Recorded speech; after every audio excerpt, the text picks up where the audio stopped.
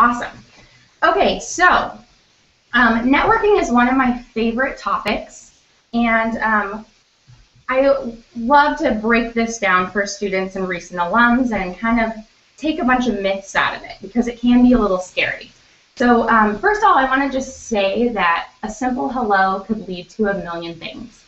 And we have so many stories within the Career Center, within career professionals, of just how someone connected and then their path was completely changed by that. So just keep that in mind as we're going along.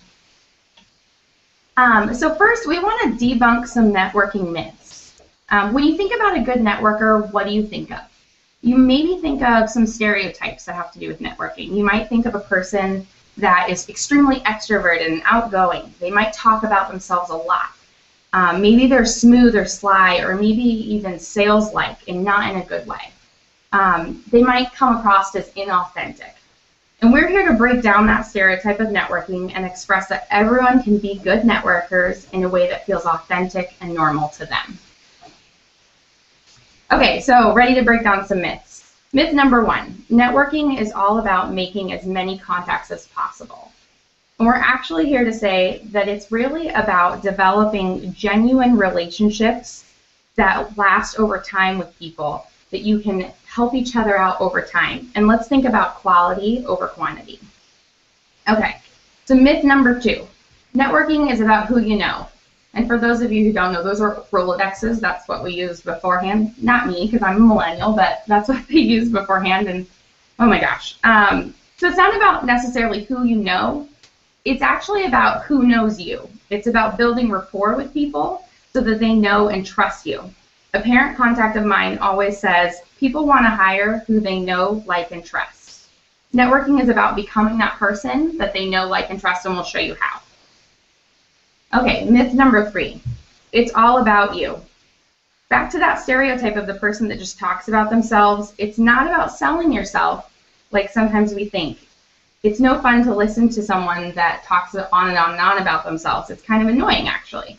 So in reality, it's all about them. Look at that cute baby stormtrooper. So there's a great quote that I love by Dale Carnegie, and he says, "You can make more friends in 2 months by becoming interested in other people than you can in 2 years by trying to get other people interested in you." And I think that this is at the heart of networking.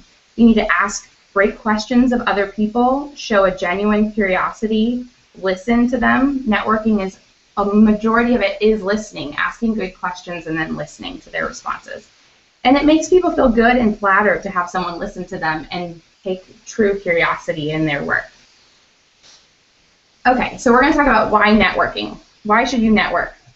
Networking is one of the best ways to access the hidden job market without actually asking for a job or an internship.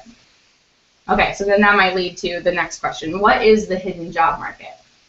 So 80% of jobs are never posted.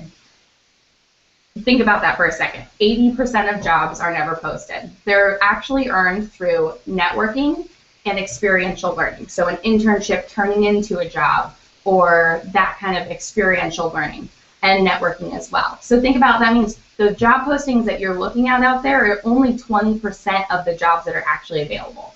And that's why last week in Linda's presentation, she talked about how really applying to job posting should be a small percentage of your job search process, because only 20% of the jobs are actually out there posted. Okay, so let's talk about, in general, how this whole networking thing works. And I'm going to tell you a story. Okay, so hypothetically, you connect with Jamie, maybe through a networking event, maybe through us, through a contact of yours. You meet with Jamie, you ask him meaningful questions in an informational interview, which we're going to cover. You deliver a purposeful message about yourself, or your 30-second spot, or your introduction speech, whatever you call it, and you connect both of your interests. Over time, you cultivate a relationship with Jamie. You follow up with thank you message and share a couple articles pertaining to your discussion. You connect on LinkedIn. Maybe you meet for coffee when you're in Jamie's city. Then let's picture 6 months goes by, and Jamie has lunch with a former coworker, Terry, who's never met you. And Terry mentions to Jamie, hey, you know, someone from my office quit and we're trying to find a really good person. Do you know of anyone? And Jamie says, I know the perfect person who's graduating, and I just talked to them. I'll get you connected. So Jamie connects you and Terry, and you are then connected to that perfect opportunity for you. That perfect opportunity was in the hidden job market. It was never going to be posted. So think about that and we hear real stories like this all the time of how people get connected to opportunities that are really great for them. Okay, so now I want to talk about your network. And whether you believe it or not, you have a network. Yes, you have one. They're your friends, they're your family, faculty and staff, former employers, UO alumni. So I want you to take a second, we're going to pause for a second. I want you to brainstorm at least 5 people who are part of your network already. And then I want you to start thinking about what might be missing. What kind of industries are missing, maybe locations are missing, and what kind of networking contacts you want to start making. So I'll give you a second to do that.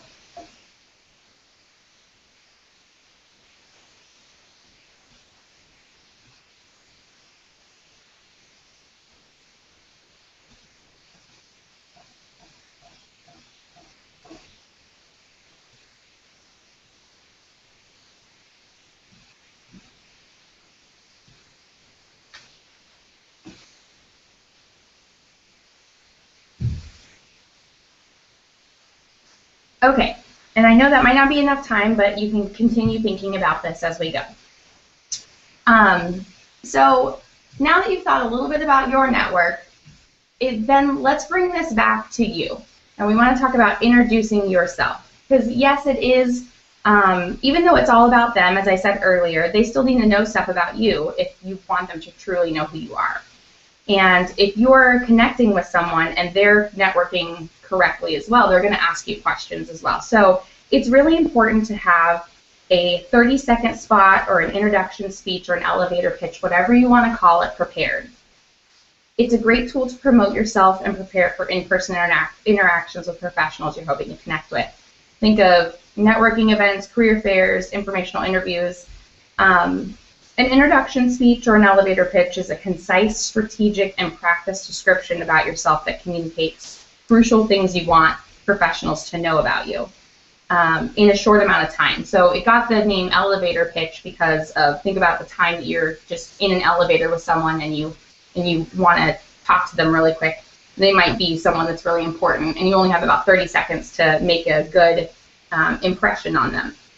So, for example, my introduction speech when I was a recent graduate would have been, my name is Sarah, and I'm a recent graduate from U of O with a degree in journalism and electronic media. I'm passionate about using video to tell stories, and I recently finished an internship at Chambers Media, and it completely affirmed my love for video production as a future career. How about you? And so the basic model of a introduction speech or an elevator pitch, which I have a worksheet that I'll send to you, and we'll put it in the folder for you, is first of all, know your goal. So is your goal to introduce yourself? Is it to show that you're qualified for a job? And your introduction speech can change a little bit over time. So know your goal. Then you're going to want to reflect on your skills, your strengths, and the experiences that gave you those skills and talk about those. And then you want to ask a question at the end. And of course, you want to include all the basic information like major, year in school, or that you're a recent graduate. But you don't want to just leave it with that, because the idea of introducing yourself with more than the basics is to intrigue the other person so they can respond and you're giving them a little bit of a lifeline to respond to you with a quality question back. And then overall, the biggest thing is just practice. Practice introducing yourself in person, practice in your mirror, practice with your friends, and also make subtle changes throughout. An introduction speech is not meant to be blurted out. It's meant to kind of act as a way to introduce yourself when someone says, tell me about yourself, and you can say more than just the basics so you don't stammer over your words. I'll tell you a quick story about a time I was caught without an introduction speech, and it was kind of embarrassing. I used to work for the marching band when a couple years ago, and I was at an away game, and I was standing with the director of the marching band, and the president of the university came up and introduced himself to the director. And then he turned to me, and I shook his hand, and instead of saying anything about myself, I just said, "Hi, I'm Sarah," because I was so flustered, and I didn't say anything else. I could have said so many other things, and instead I just said, "Hi, I'm Sarah," like as if I was Cher or something. So it's important to practice and be prepared, because you never know who you're going to meet, and you never know what kind of information you can spark if you just share a little bit about yourself. Okay, so I'm now going to skip a little bit ahead and talk to you about informational interviews. And the reason I really want you to understand the importance of informational interviews and how to do them before we jump into how to get them. So informational interviews are one of the best tools, and it's one of the best ways to engage professionals as you're in the job search process and gain information and gain access to the hidden job market. So it's simply a conversation with a network contact. You lead the interview. You're doing the information gathering, and you talk to someone who holds a job you would like to learn more about. You ask meaningful questions to explore career fields of interest, and informational interviews can be on the phone, they can be over Skype, they could be a meeting in person for coffee. You hear all the time, "Let's grab coffee." That's an informational interview when you're just wanting to kind of pick someone's brain, or maybe drinks, or it could be a formal meeting in someone's office as well. So again, they are one of the best tools for networking because they have two main purposes. Number one, you want to build rapport with someone. You want someone to know who you are and what you stand for, and that you're also knowledgeable about their industry. And you actually do that through asking questions more than you do about talking. And secondly, you're going to want to gain usable information. And that usable information you can use when you're applying for jobs. You have an actual interview. We'll talk about that more. And what I do want to stress is that an informational interview is never a job ask. People would not do them and would not accept to talk with someone if they knew they were just going to come and ask for a job. It's implied. People know that you're in the job search process, but you never directly ask for a job. So before telling you how to do an excellent informational interview, I want to tell you a quick story about one that might not go so well. So let's say John is a recent graduate. He sets up a coffee meeting with an alum, Diane, that he met on LinkedIn. So she works at the organization that he's desperately trying to work at. They start out their meeting with some small talk, and then he starts in with his question. His first question is, "How do I get a job with your employer?" That's totally wrong, right? Put yourself in her shoes. She doesn't know him. She doesn't know his skill level. He hasn't taken the time to get to know her. So why would she take the time to help him? He is basically a stranger to her. So the big question is, how do you turn someone you just met that is a stranger to you into an advocate for you and an advocate for your career and more of a mentor role? So to help you do an excellent informational interview, my favorite method is the tiara method. So it's pretty easy to remember because it's kind of funny. So to help you do this, this framework was developed by Steve Dalton and is detailed in his book, The 2-Hour Job Search, which I love his book. This is his model for maximizing the likelihood of building rapport and gaining usable information in an informational interview. So this model guides you through how to take a stranger and turn them into an advocate. And you do that by treating them like an expert. And over the course of the informational interview, you frame them as a mentor. Okay, so I'm going to just quickly go through these. Small talk. Number one is the small talk. This is the time to start building rapport with the person. He suggests some 3 basic small talk questions. And so say you're actually meeting with them in person. How's your day going so far? What projects are you working on right now? Can you tell me about your background and how you came to work for your employers? These are essentially all tell me about yourself, kind of getting to know you questions. And that's how you can start out an informational interview. And they'll most likely ask you, well, tell me about yourself. And that's when your introduction speech or your 30-second spot comes in. This whole part the small talk part should only take about 3 to 5 minutes. Okay, so then now we're going to jump into the tiara part, and that's kind of your Q&A. So you're going to have questions prepared ahead of time, and we'll go over a little bit of how you want to do that. So the first thing you want to ask about are trends.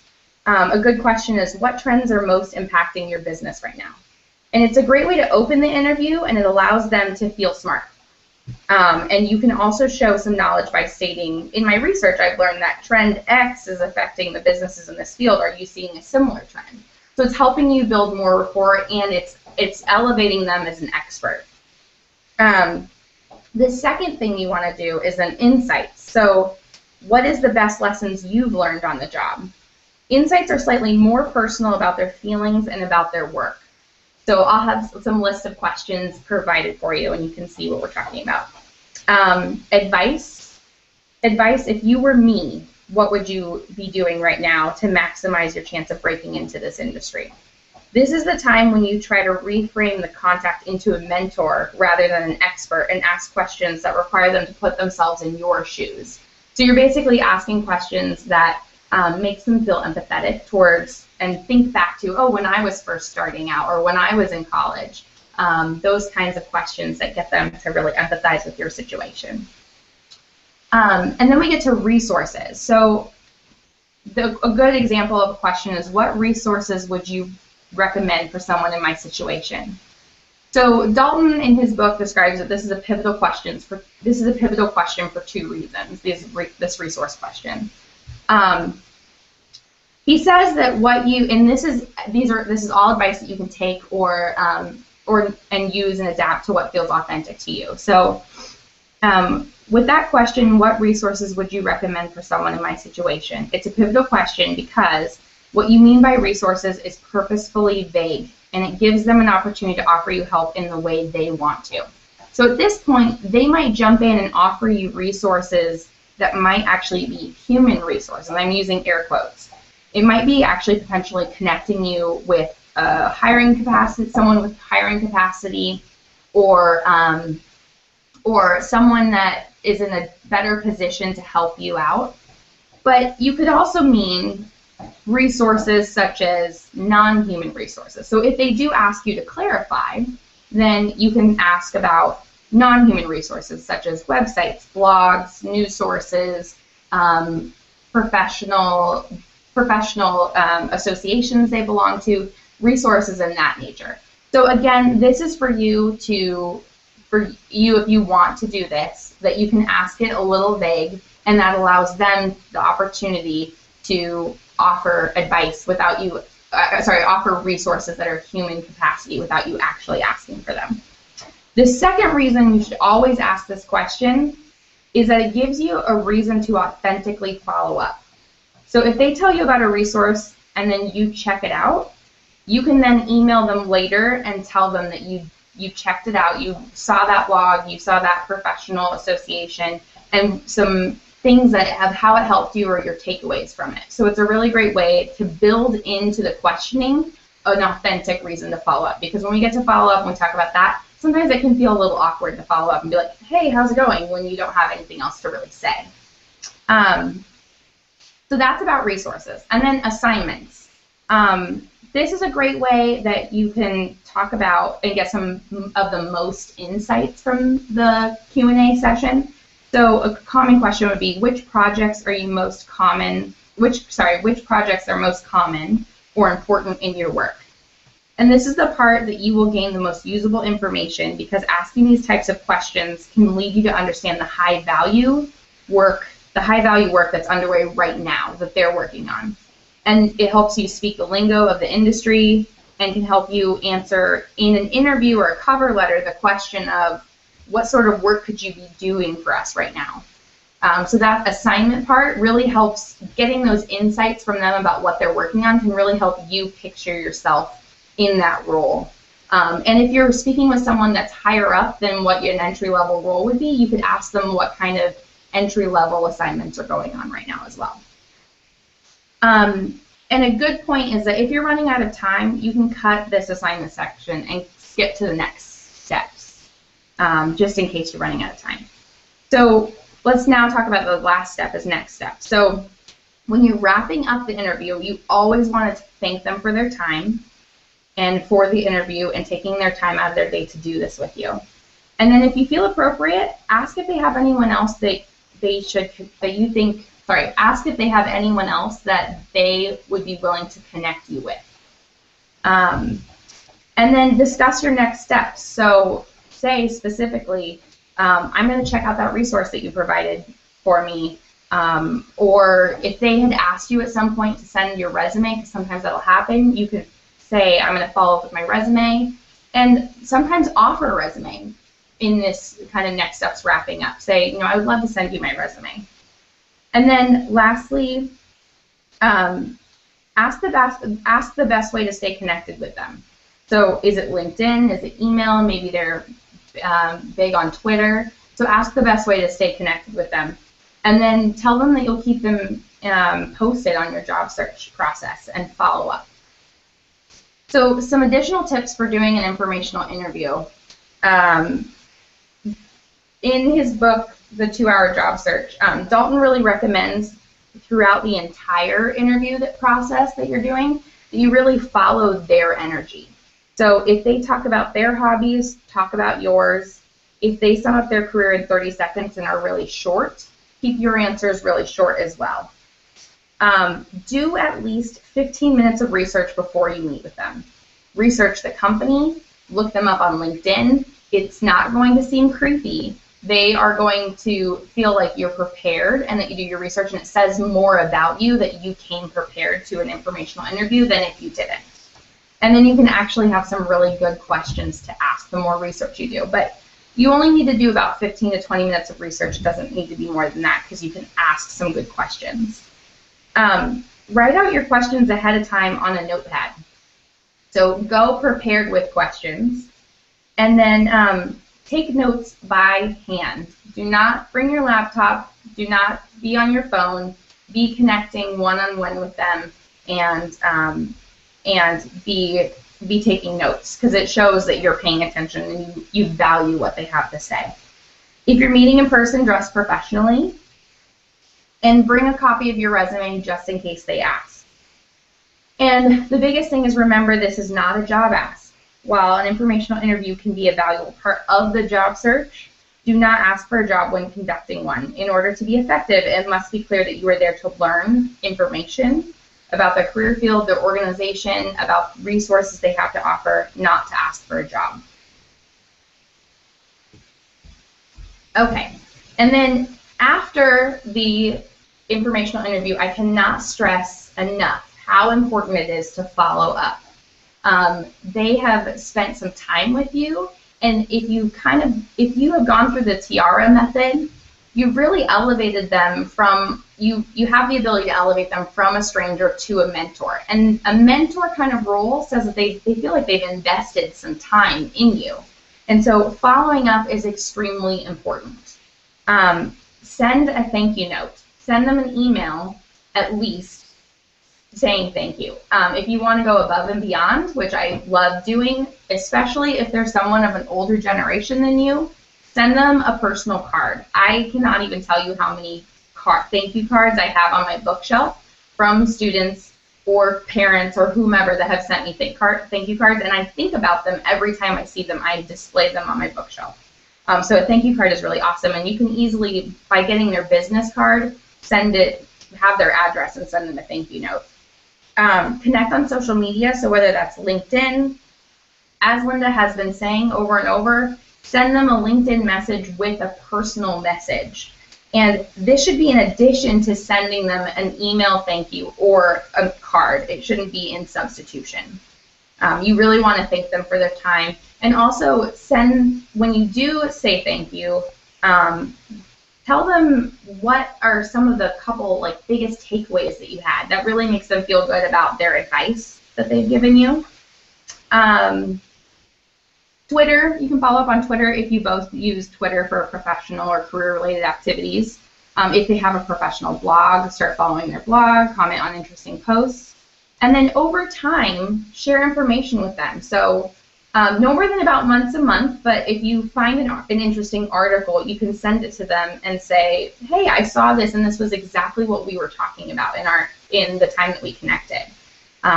You want to build that relationship over time so that you're building rapport with them, and when they have some opportunity or someone else has some opportunity, they keep you in mind, and you'll do that by consistent messaging to them.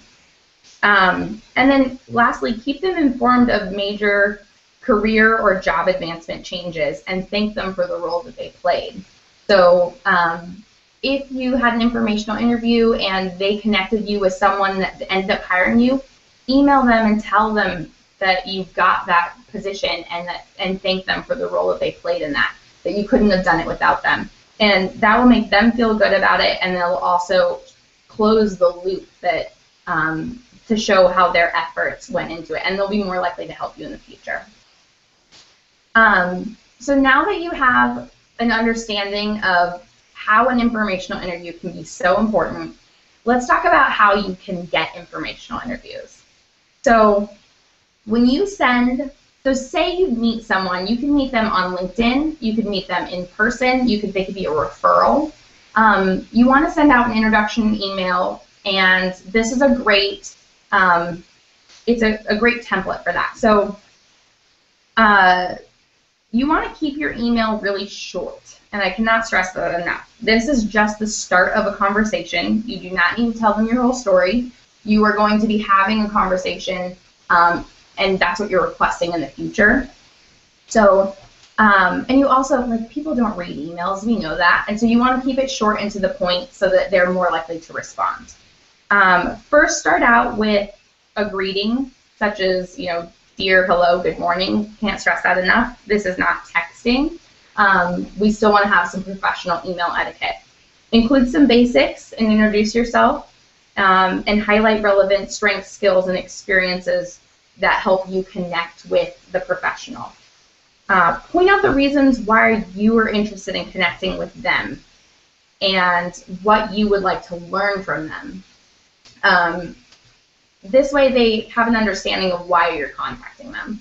And then your requests. What are you asking them to do? So here you say, may I treat you to coffee or perhaps call you and chat for 20 minutes or so. Informational interviews should be 20 to 30 minutes. They can be longer, but in your request, you don't want to request more than 30 minutes of someone's time. And then thank them in advance. Show appreciation for the time that they're taking out of their day to read your email and to potentially connect with you. And then sign off with your full email signature. Put your LinkedIn address in there so they can check you out and understand who you are. And you've obviously done a lot of personal branding work with Courtney's help. And then also, it's really great to put in the basics there and your contact information. Make sure, as we talked about before, that your contact information leads to appropriate voicemail messages, that's an appropriate email address, etc. And so this would be a way that you would send out an email to request an informational interview, and then you'd work with them. So maybe they are not in your city. Let's chat over the phone. Maybe they are in person in your same city. Let's meet over coffee or chat on the phone. So have them make those decisions. And some people will even kind of put in here that they'll control the follow-up, and that's a personal preference. So some people say, thank you for your time and consideration of my request. I'll follow up with you in 2 weeks. I know you're busy. I'll follow up with you in 2 weeks to check in. And so you can decide to do that or not. Okay, so now I want to talk about putting your network to work. So you have a network, you're building a network, and we'll talk more about how to build your network. But I think one of the biggest mistakes that people make is that they don't utilize their network. So when you're in the job search process, which I know you all are, you want to make sure your closest network contacts, such as your family and friends, know that you're in the job search process. And not only do they know you're in the job search process looking for a job, they know specifically what you're looking for.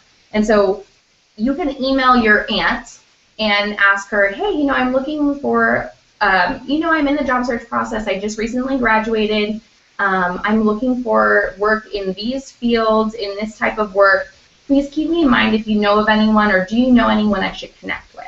That is a great way, and that's a very appropriate thing for a very close contact. You can also do this with people that aren't as close, but know that the closest people will be very excited to help you out with that.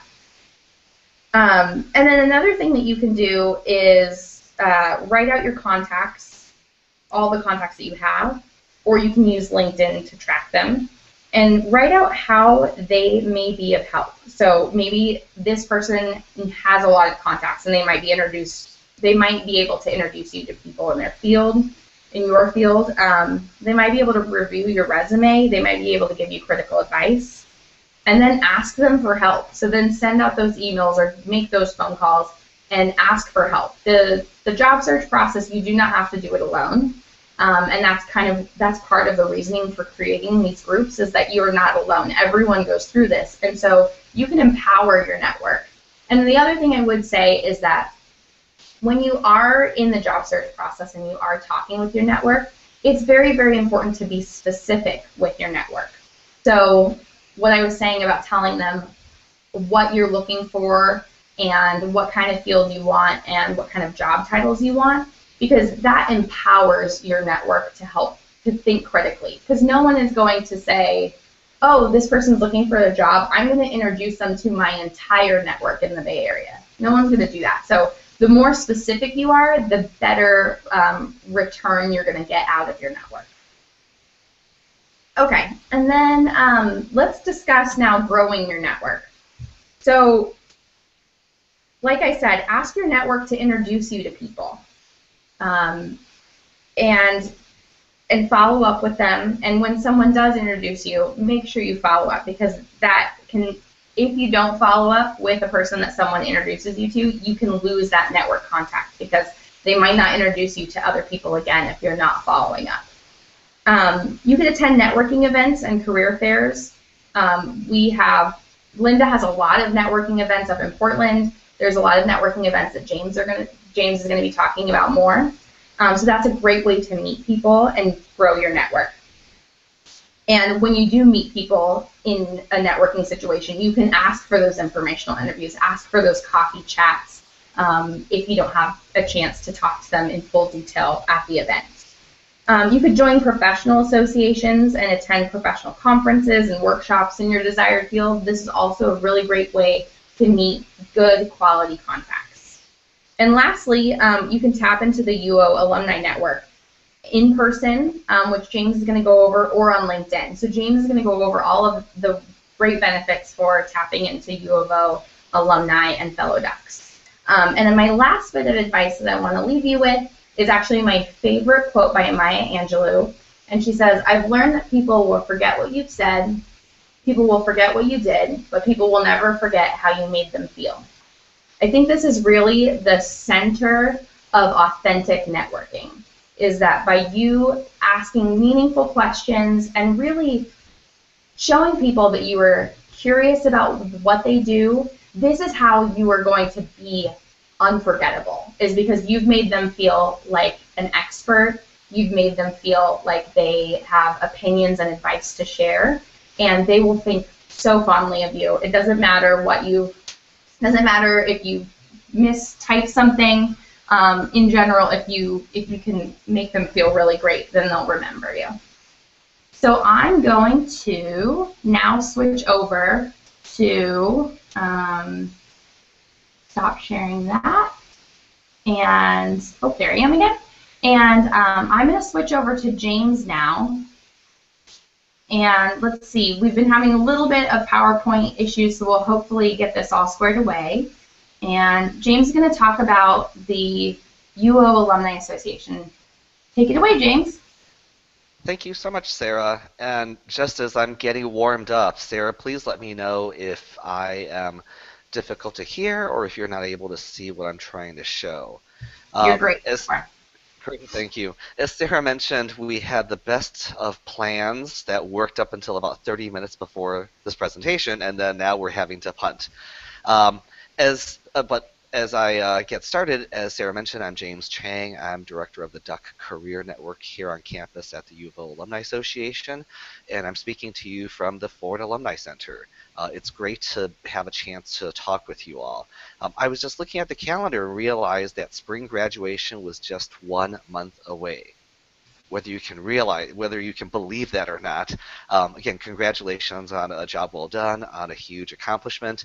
And during the last 4 weeks or so, hopefully you had a chance to relax, recuperate. But obviously, for those of you who have joined this job search group, it means that you're fully committed to the job search process, and we're thrilled to be able to be a part of the process and hopefully help you along the way. So, as Sarah mentioned, I initially had a few PowerPoint slides that I intended to share with you. At this point, I think I'm just going to try to show you uh, some web pages. And so, bear with me for a moment. Sarah, can you confirm that you can see the Alumni Association website? Yes, I can. Now I can. Wonderful. Okay, great, great. Um, so as Sarah mentioned, in the next 10-15 minutes or so, my goal is to help you think about the network that is at your fingertips in many ways. Sarah already shared that your network can start. You can start growing your network with something as simple as a hello to someone, pretty much anywhere, anytime. Um, and so on the one hand, that can be very empowering, but a very realistic question can also be, where do you start? And when it comes to starting, the first of the two places I will point you to is the Alumni Association. What I have just shown you, where I am showing you right now, is the UO Alumni Association website. The address is uoalumni.com, and it will get you to this front page.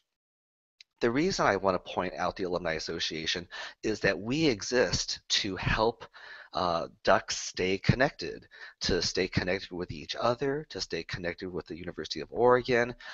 If you love the U of O, as I know all of you do, once you graduate, it can be fairly quick that you start feeling disconnected. So know that by plugging into the Alumni Association, our goal is to keep you posted on what's happening, the great success that our students and faculty are achieving, but also to help you connect with that network of alumni that Sarah has already mentioned. So let me show you at least a couple of specific sections of the Alumni Association page that I wanted you to know about. In this yellow tab across the top, if you move your cursor over alumni groups, you'll see a number of ways we've divvied up various alumni groups, but the one I wanted to show you specifically today is chapters. Right now, we have over 20 Alumni Association chapters spread all over the country. So whether you are on the West Coast or further afield, there's a good chance that you are going to be in the company of ducks. And when you think about networking, I always encourage you to think about networking in the company of ducks as a safer environment. Um, and especially as a recent grad, simply saying, "Hi, my name is James. I just graduated from the U of O," you will see people light up. They're going to be so excited for you. They're going to be willing to help. And in many ways, it's also because they remember what it was like when they just finished school. So don't feel embarrassed. Don't feel more nervous than you have to be. Most people, when they graduate from college, they're still trying to get their legs under them. And so this is the perfect time. Actually, the closer to graduation it is a better time to start putting yourself out there and soaking in all of the enthusiasm, the interest, and also the goodwill that you'll find from other folks, from other college graduates, particularly at the U of O. Um, in terms of how do you connect, eventually I'm going to show you a couple of chapter web pages, but Earlier today, I took a quick look at the past events that our alumni chapters have organized over the last several months. They include Portland Science Nights, where faculty come to Portland and deliver a presentation about an area of their expertise. The Chicago Ducks just had their happy hour. The Denver Ducks held their Jazz in the Park event. Seattle Ducks had a night with the Mariners. The Desert Ducks organized a golf scramble. There were U of O art talks where art faculty talked about the creative arts. Alaska Ducks did a city cleanup. San Francisco did their Ducks Night at the San Francisco Food Bank. So as you can see, no matter where you are in the country, the Duck chapters, the Duck Alumni Association chapters, are organized by motivated, engaged alumni, and they could be your front line of how do you start meeting people. So I'm going to go back to this website, and for example, if you happen to be in the Bay Area, you can either move your mouse over the state of California, and you can see a variety of the chapters that are in the area, or you can go directly to the Bay Area Ducks page. On this page, you'll notice a couple of things. One is you'll be able to see the alumni who have stepped up to a leadership role with the Bay Area Ducks. If their name is underlined and hyperlinked, you'll be able to send them a message directly. Uh, a tip is instead of just copying the same message to all 7 or 8 people, guess what? They talk to each other. And while they want to help you as a recent grad, if they realize that you are sending 8 or 9 people the same message, or if you just blind carbon copy all of them, you're basically saying you're not giving them the individual time and attention that they deserve. In essence, you're saying, I'm going to take the easy way out. That is not the impression you want to give people. So as you see that the names are here, I would encourage you to hop on LinkedIn, just do a quick search, see if you can learn a little bit more about their profile, and versus sending all 8 or 9 people a message right away, you might choose the 2 or 3 who graduated from the same academic program as you, the 2 or 3 who work in an area that is of highest interest to you. Write them that brief but personal and specific email that lets them know you care, and hopefully that will increase their likelihood to reply to you. So with each of the chapters, here's at least a short list of the people that you can reach out to. Off to the right, you'll also see a shortcut to some of the events that focus specifically on the area. If you go to the top of the page, you'll notice that the Alumni Association has a specific events calendar, so you can see activity that's going on all over the country. I particularly think this can be helpful because even though you may have gone home to Seattle, let's say over the course of the next month or 2 of the summer, you're going to a family reunion in Denver. You're going to go with your family to visit your big brother, big sister in New York. What you may want to do is take a look at if there's a chapter in that region and preemptively see if they have an activity or an event that you can join.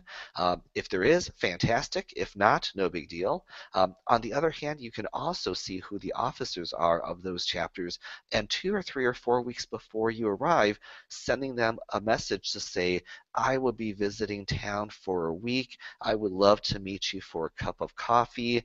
I am exploring careers and job opportunities all over the region, and I'd love to learn a little bit more about your insight of the major industries, the major job functions that makes your city work.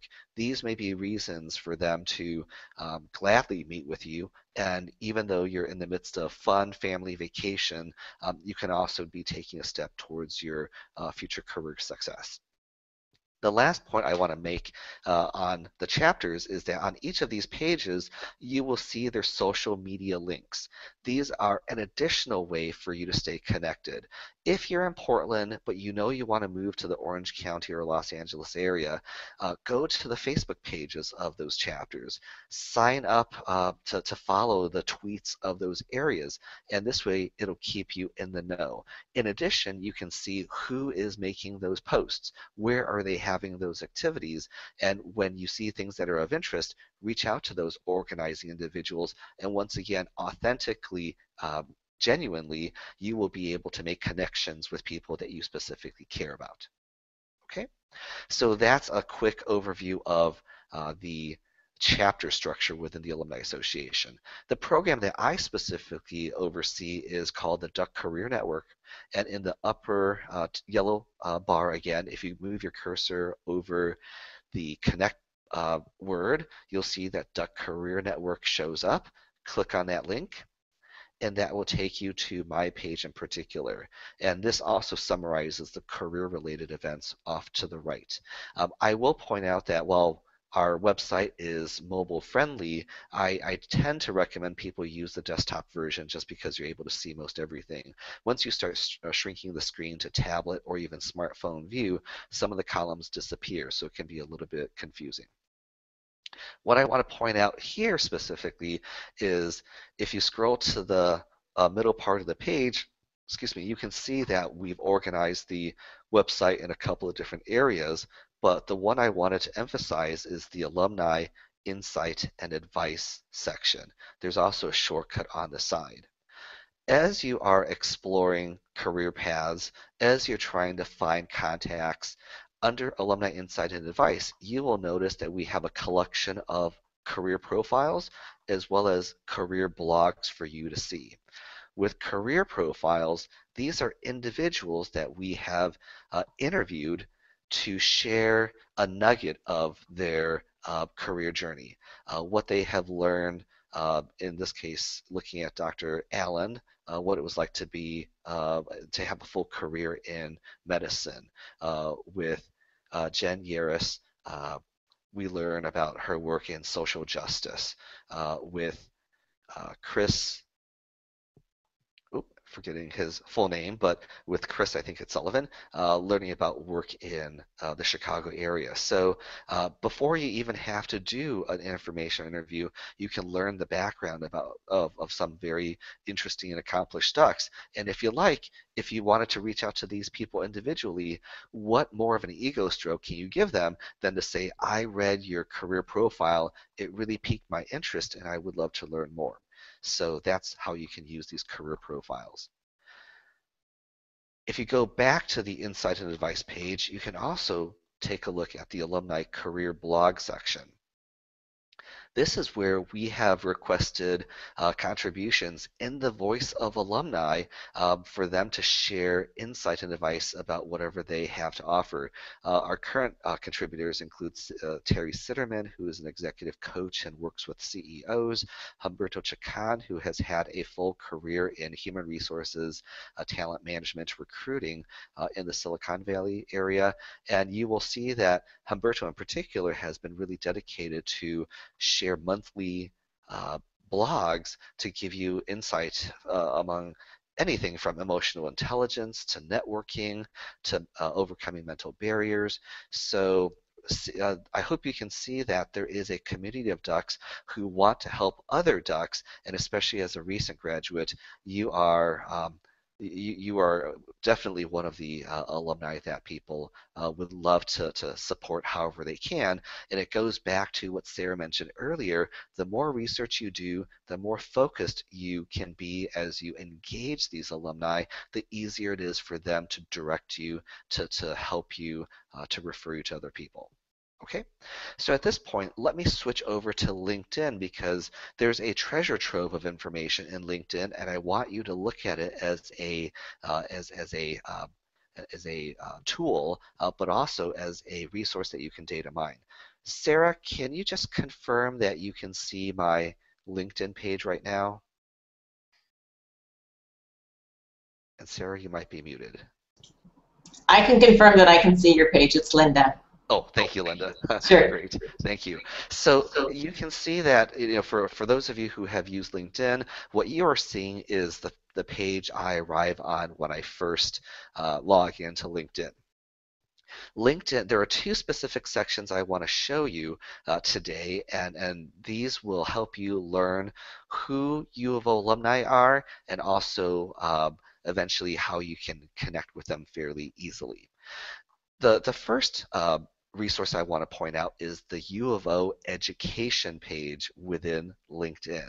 What you can do is two ways. One is under interest, go under education. That will help you find the education page. Another shortcut, which I will not use because I can let you use it later on, is if you go under connections and find alumni, since most of you are newly minted U of O grads, U of O will be the first school that pops up for you. For me, it doesn't pop up automatically, so I'm going to go under interests, education. So many universities will have their own page, and for me, this is where I can easily find U of O. Of course, I could also have typed in University of Oregon in the search menu, but I wanted you to be able to see this. At this point, I want to emphasize that this is where there is a treasure trove of data within LinkedIn. As I scroll down right below our main picture, you can see that it's showing you front and center some very valuable information. There is currently over 92,000 U of O alumni who are on LinkedIn. Once you create your LinkedIn profile and identify University of Oregon as one of the schools you attended, your data is aggregated into this particular page. And let me show you how powerful this can be. If you click on this header, Explore Careers, it will fill the page, and you can see that on this particular page, it organizes the alumni via what they do, what they studied, what they're skilled at. If you page to the right, you'll see where they live, where they work, and how you might personally be connected to them. So for now, because this is too small of a view, I'm going to click on Show More so you can see a little bit more. And a way to look at this is, of the 92,000 of our 190,000 living alumni, about 86,000 live in the U.S. That means that about 5,000 to 6,000 of the alums on LinkedIn actually are outside of the country, so that's interesting. Then you can see that Portland is where we have the largest concentration of alums in general, but definitely on LinkedIn, so about 26,000 alums of the 92,000 alums here. So you can see a quick sense. You can see we have a huge number of alums at Nike, all the way down to much smaller organizations. Let me show you how you can start filtering and sorting who is out there. For example, if you're interested in moving to the Bay Area, you can click on San Francisco, and the 92,000 shrinks to the 7,700 alums in the Bay Area. Let's now say that you're trying to figure out who studied what you did. So let's page back to the first page, and for example, let's say you were a psychology major, and so of the 7,700 alums, 500 identified psychology as their major. You can now click on that, and the 7,000 gets filtered down to the 500. And in terms of what they're skilled at, most of you know that people can just list skills that others can either validate, or you can simply have listing on yourself. Let's say you yourself are interested in event planning, and so of the 516, there are 56 alums who are involved in event planning. If you click on that, then the 500 sums shrinks down to, at this point, about 70 so. So you can see how it's narrowing down the alums who match your interest. At this point, if you scroll to the bottom of the page, you can see who these individuals are. In this case, I actually am connected to a handful of them, and so I could send them a message. There's other individuals who I don't have a connection with, and you could send a connection request out to them, but I actually think that you can be more authentic by doing a little bit more work and just getting into the regular inbox. For example, if you were interested in reaching out to the Scott Morgan, who's Director of Business Development at SME Displays, I believe you can Google SME Displays and choose San Francisco, and this way you can find, if not the general phone number for the company, then perhaps an email. The phone number is better because if you can call, and maybe you're not ready to talk to Scott yet, but you can call and ask for Scott's email address. In some cases, They may not be willing to give you that information, but you might even be able to ask a question like, is Scott's email address scott.morgan@smedisplays.com? Anyway, these are some guerrilla tactics for you to reach out to some alums, because once you do, then you can follow the strategy that Sarah mentioned, and send a message that will inspire them to connect with you. I know I'm running out of time, so the one final thing I want to do is, beyond showing you the U of O LinkedIn page, I want you to see the U of O LinkedIn group. There are many groups on LinkedIn, but there is one official U of O LinkedIn group page, and you can find it from our main U of O educational page. If you scroll down a little bit, you can see that under featured groups, U of O, this group has 15,500 members, and this is a group where you can post questions, ask for advice, but I also want to point out that you can find alumni here. If you click on About under the sub heading, this allows you to see this tab that you didn't see earlier, which is Members.